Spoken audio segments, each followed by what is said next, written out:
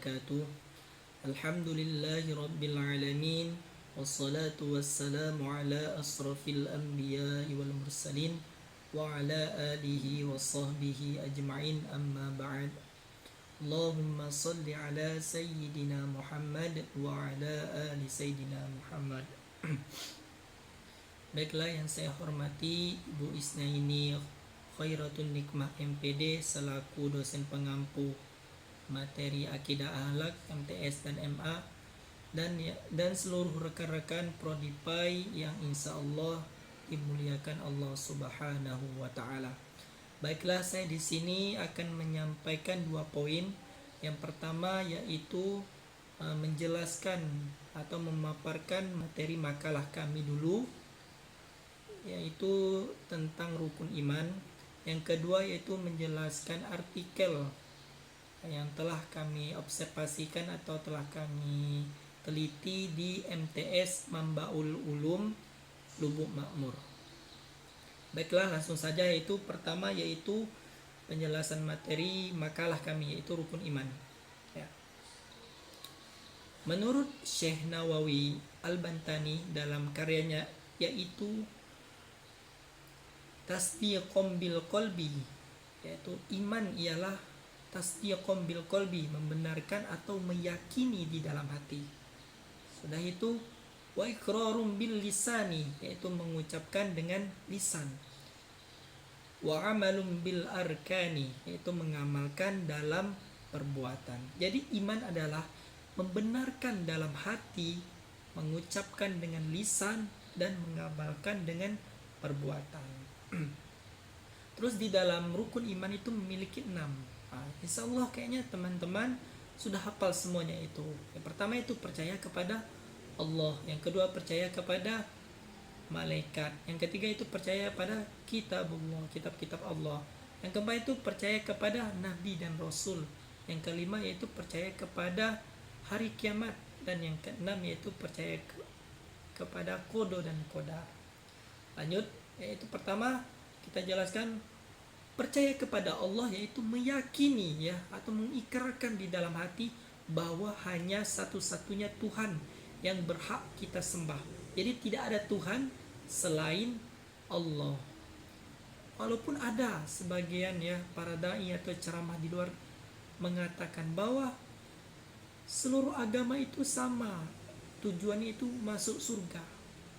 Sedangkan cuman agamanya aja berbeda. Sedangkan di dalam Al-Qur'an dijelaskan surah Ali Imran, inna dina indallahil Islam.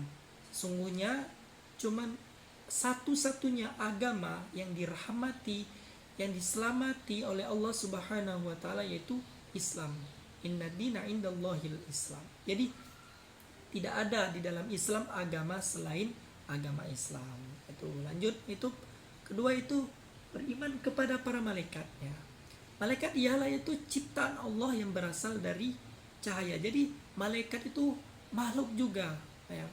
Cuman berbeda wujudnya seperti kita. Walaupun ada di dalam kisah Nabi, yaitu malaikat Jibril pernah menyerupai seperti manusia, tetapi wujud malaikat itu bukan seperti manusia itu. Terus malaikat itu memiliki banyak ya, ribuan, malahan ratusan ribuan. Tapi wajib kita imani yaitu ada 10. Yang pertama itu malaikat Jibril, Mikail, Israfil, Munkar, Nangkir, Rakib, Atib, dan Malik Ridwan. Nah, jadi cuman 10 malaikat itu yang wajib kita imani. Setelah itu iman kepada malaikat artinya itu kita meyakini keberadaannya, sebagaimana dijelaskan dalam surah As-Sajdah ayat 11, yaitu Kul yatawaffakum malakul mautil ladzi wukila bikum summa ila rabbikum turja'un.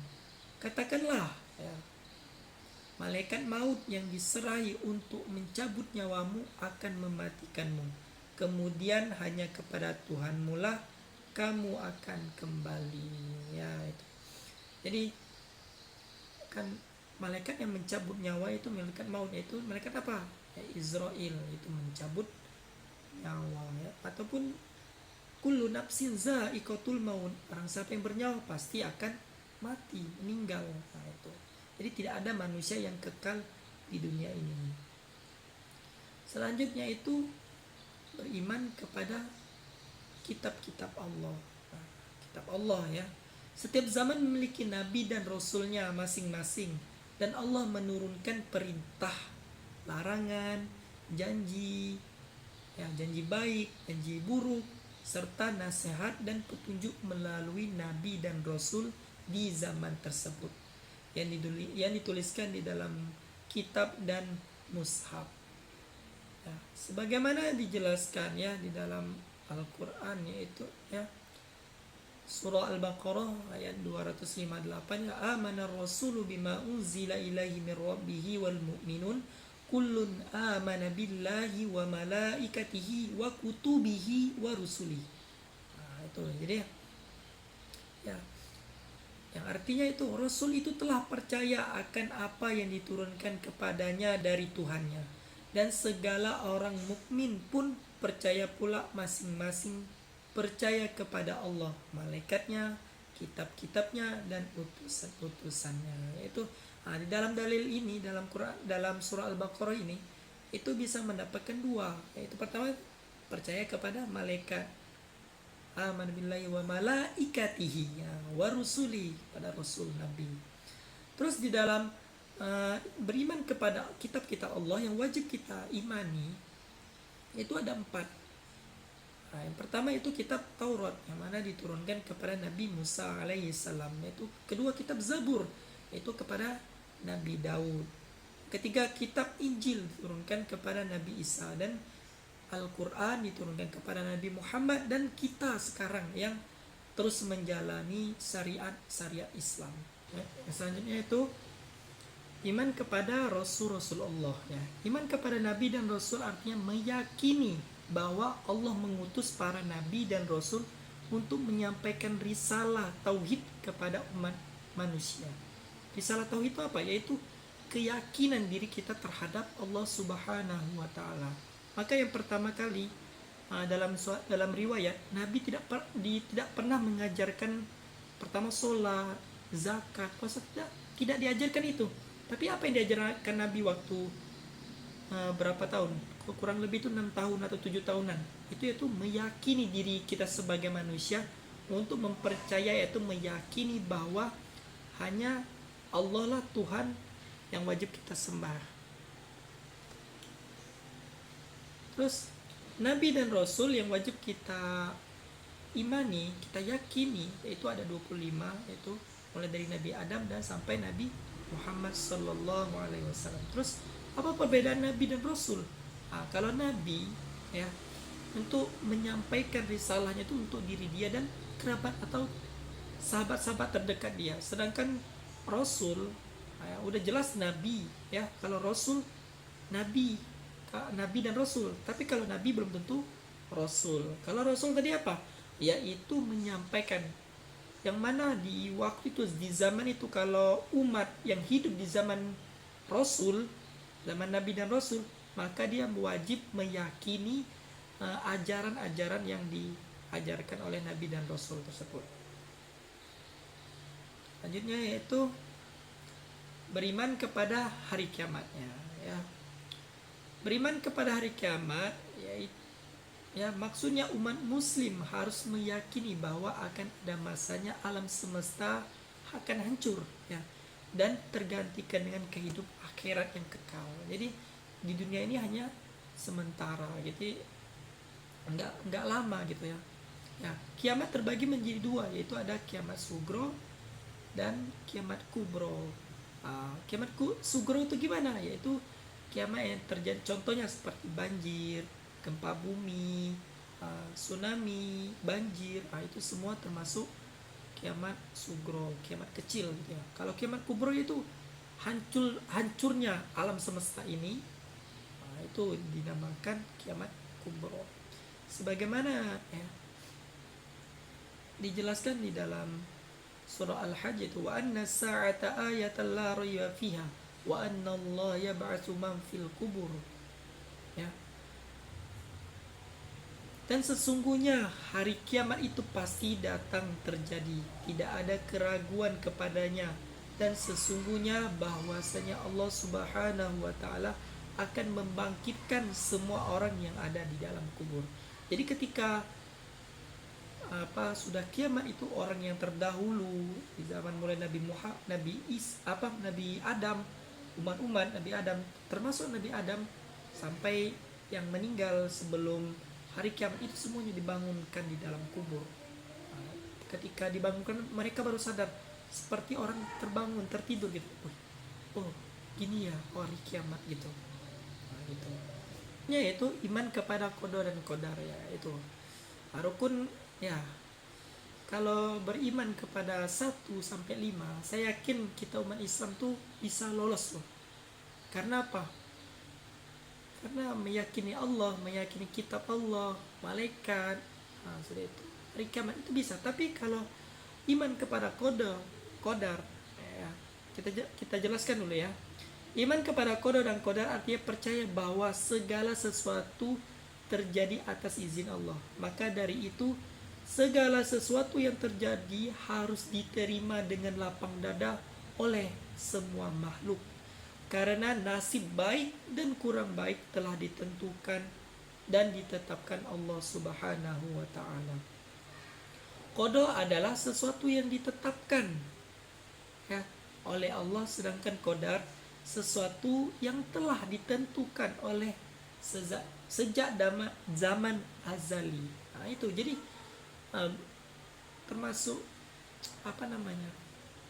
ya beriman pada 1 sampai 5 itu mudah, tapi ketika ketetapan Allah, contohnya seperti rezeki ataupun pasangan, kita tuh berkeinginan, saya tuh menginginkan pasangan saya begini, orangnya begini, cantik, kaya, sudah tuh baik keturunannya, sedangkan ketetapan Allah tidak.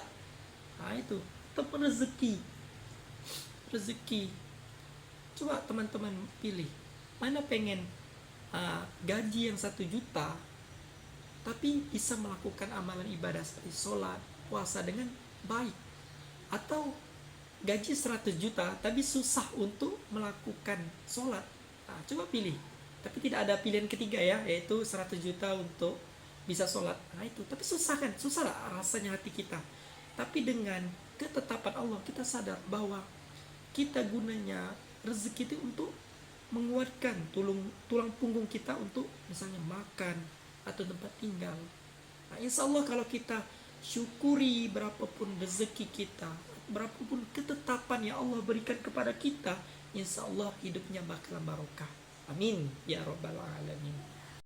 Baiklah, saya akan menjelaskan poin yang kedua, yaitu mengenai artikel yang mana telah kami observasi atau kami teliti di MTS Mambaul Ulum Lubuk Makmur dengan judul yaitu implementasi nilai karakter religius melalui program kegiatan keagamaan di Madrasah Sanawiyah Mambaul Ulum Lubuk Makmur.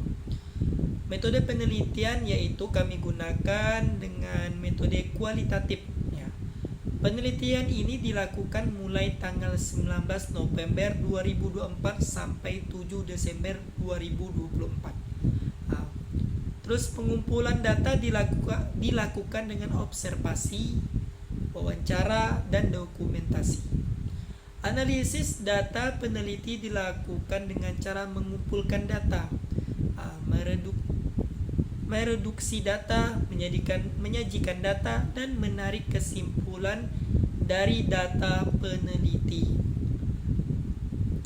peroleh dari lapangan. Jadi semua data itu kami peroleh dari lapangan, langsung terjun ke MTS Mambaul Ulum. Sudah itu berdasarkan wawancara dengan Kepala MTS Mambaul Ulum Lubuk Makmur, Bapak Musli SPD MPD. Sekolah telah mengimplementasikan program keagamaan sebagai wujud visi misi yang berfokus pada pembentukan religius siswa.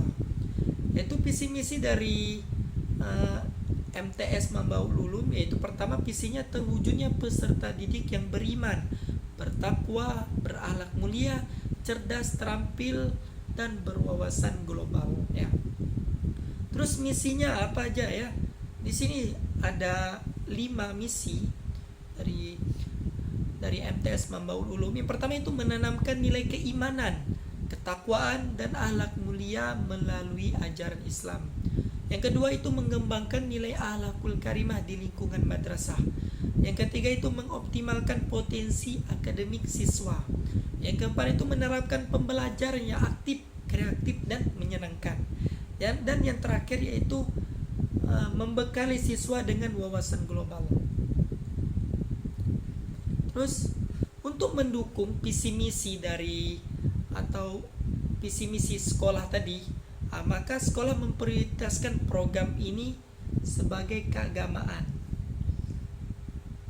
Satu yaitu pendampingan bacaan gerakan sholat. Jadi setiap hari Kamis seorang guru yaitu memberikan arahan kepada siswa-siswi ketika siswa itu lagi sholat ataupun lagi sholat, maka sebelum melakukan sholat, guru mengajarkan bagaimana cara bacaan sholat dengan syariat agama ataupun tata caranya, mulai dari niat sampai salam gitu.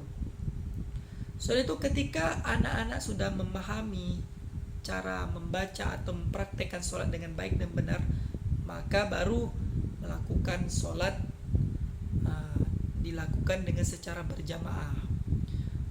Terus yang kedua itu melakukan sholat duha berjamaah juga setiap hari Jumat pagi, dan diawali dengan nasihat dan motivasi. Jadi seorang guru ketika sudah melakukan sholat duha itu memberikan nasihat-nasihat untuk menanamkan keimanan kepada siswa agar ataupun semangat dalam melakukan pembelajaran dan ketakwaan kepada Allah Subhanahu wa taala. Sudah itu yang ketiga itu sholat zuhur berjamaah. Jadi ketika sudah sholat zuhur berjamaah, sholat duha berjamaah, maka siswa juga melakukan sholat zuhur berjamaah dengan tujuan. Jadi sebelum mereka pulang itu harus sholat dulu. Kenapa? Setidaknya nanti nggak tahu kan di siswa di rumah gitu kan, yang malas, yang berat untuk melakukan sholat. Jadi dengan mengadakan sholat berjamaah di sekolah, jadi siswa itu membiasakan untuk melakukan sholat. Terus selanjutnya itu implementasi program kegiatan keagamaan di MTS Mambaul Ulum, yaitu jadi pelaksanakan kegiatan keagamaan di MTS Mambaul Ulum Lubuk Makmur dilakukan secara struktur, yaitu melibatkan guru sebagai pendamping utama dan siswa sebagai peserta. Kegiatan meliputi pendampingan bacaan dan gerakan sholat. Itu tadi ya. Jadi siswa itu guru itu mengajarkan tadi bagaimana cara sholat yang baik dan benar sebagai dari yang diajarkan oleh Rasulullah SAW. Terus selanjutnya yaitu pengembangan karakter religius, yaitu pengembangan nilai karakter religius di MTS Mambaul Ulum Lubuk Makmur difokuskan pada pembentukan akhlakul karimah seperti yaitu kesopanan, kedisiplinan, tanggung jawab, kebersamaan, ataupun cara berbicara dengan baik dan benar. Itu semuanya dilakukan oleh murid, yang mana seorang guru mengajarkan kepada murid bagaimana kedisiplinan, bagaimana tanggung jawab sebagai siswa itu, setidaknya tanggung jawab terhadap diri dia sebagai siswa, untuk bagaimana tanggung jawab terhadap pembelajaran dan tanggung jawab kalau dia diamanahkan sebagai pemimpin OSIS gitu. Terus selanjutnya yaitu evaluasi dan kendala. Dalam pelaksanaan MTS Mambaul Ulum Lubuk Makmur menghadapi sejumlah kendala, yaitu beberapa siswa sering menghindari dari kegiatan. Itu jadi itu kadang tuh siswa tuh ketika disuruh sholat berjamaah atau sholat berjamaah duha dan zuhur, Itu terkadang tuh siswa itu kabur keluar untuk ke toko atau ke kantin. Nah, itu. Jadi dengan hal itu ya seorang guru yaitu ya memberikanlah kedisiplinan kepada murid itu atau memberikan sanksi kepada murid yang melanggar. Terus terus kendala lainnya itu adalah guru piket yang absen atau musim hujan, musim hajatan, ya seperti undangan pernikahan itu sering guru absen, tidak ada untuk mengontrol murid itu. Ataupun ya di sini kendala yang lain yaitu yaitu serta atau sehingga ya ketika tidak ada seorang guru yaitu ya maka itulah kepala sekolah biasanya yang menegur. Sudah itu kendala lainnya itu seperti kurangnya air ya. Terkadang tuh kalau musim kemarau tuh di Mambaulu tuh kurang. Jadi siswa itu melakukan sip sholat berjamaah itu berganti-gantian gitu. Misalnya orang 50, maka yang sholat jamaah itu misalnya sip pertama 20. Nah, terus selanjutnya sip keduanya berapa 30 gitu. Selanjutnya itu dampak dan harapan ya. Program keagamaan telah memberikan dampak positif terhadap perilaku siswa, seperti meningkatkan kesopanan dan mengurangi perilaku negatif seperti bullying dan perusakan fasilitas. Program ini berhasil menciptakan budaya religius yang lebih kuat di sekolah. Atau terus kepala sekolah berharap fokus tetap program yang efektif ya. Jadi kepala sekolah itu menyuruh kepada seluruh guru itu menerapkan ya seperti pembimbingan sholat itu jadi menambahkan keimanan untuk ketakwaan kepada Allah. Terus kesimpulannya itu MTS Mambaul Ulum Lubuk Makmur memiliki visi misi yang berfokus pada pengembangan karakter religius melalui program kegiatan keagamaan yang terstruktur ya, seperti pendampingan sholat tadi, sholat duha dan sholat zuhur berjamaah. Program ini bertujuan itu membentuk akhlakul karimah, kedisiplinan dan kebersamaan di kalangan siswa. Hasilnya siswa menjadi lebih sopan dan terkontrol serta tercipta budaya religius yang mengurangi perilaku negatif seperti bullying atau ya jadi kendala yang dihadapi seperti kekurangan guru dan ketersediaan air yang diatasi dengan solusi yang praktis.